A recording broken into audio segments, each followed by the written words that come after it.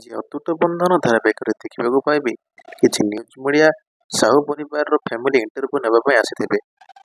ଆଉ ସେ ତେଜସ୍ ଏବଂ ତ୍ରିନାଲିକୁ ପଚାରିବେ, ଆପଣଙ୍କର ଲଭ୍ ମ୍ୟାରେଜ୍ ନା ଆରେଞ୍ଜ ମ୍ୟାରେଜ୍?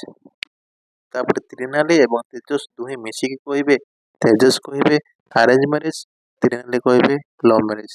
ତାପରେ ସମସ୍ତେ କିଛି ସମୟ ପାଇଁ ଆଶ୍ଚର୍ଯ୍ୟ ହେଇଯିବେ। ତାପରେ ତ୍ରିନାଲି କହିବେ, ଏଇ କେମିତି କନଫ୍ୟୁଜନ୍? କଥା କ'ଣ କି, ବାହାଘର ପୂର୍ବରୁ ତେଜସ୍କୁ ପସନ୍ଦ କରୁଥିଲି, ହେଲେ ମୁଁ ସେତେବେଳେ ଜାଣିନଥିଲି ଯେ ସେ ସାହୁ ପରିବାରର ବଡ଼ ପୁଅ ବୋଲି। ସେତେବେଳେ ମୁଁ ଭାବୁଥିଲି ଯେ ସେ କେବଳ ଗୋଟେ ମାମୁଲି ଡ୍ରାଇଭର ବୋଲି। ତାପରେ ତେଜସ୍ କହିବେ, ହେଲେ ମୁଁ ମୋ ମା ପସନ୍ଦ କରିଥିବା ଝିଅ ବାହା ହେଇଛି।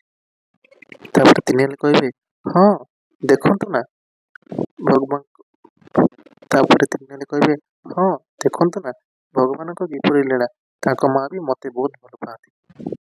ଏହା ଶୁଣି ଭବାନୀ ଦେବୀ ମନେ ମନେ ବହୁତ ଖୁସି ହୋଇପଡ଼ନ୍ତି। ତାପରେ ତ୍ରିନାଲି ମନେ ମନେ କହିବେ, ସରସ୍ୱତୀ ମା, ମୁଁ ଆପଣଙ୍କୁ ଘରକୁ ଫେରାଇ ଆଣିବା ପାଇଁ ଏସବୁ କାମ କରିବାକୁ ପଡ଼ୁଛି। ତାପରେ ତେଜସ୍ କହିବେ, ଏହି ମା ମୋତେ ଏହି ଜନ୍ମରେ ନୁହନ୍ତି, ଏହି ମା ମୋତେ ସବୁ ଜନ୍ମରେ ଏମିତିକା ମା ମିଳନ୍ତୁ। ଏହା ଶୁଣି ଭବାନୀ ଦେବୀ ପୁରା ଖୁସି ହୋଇଯିବେ।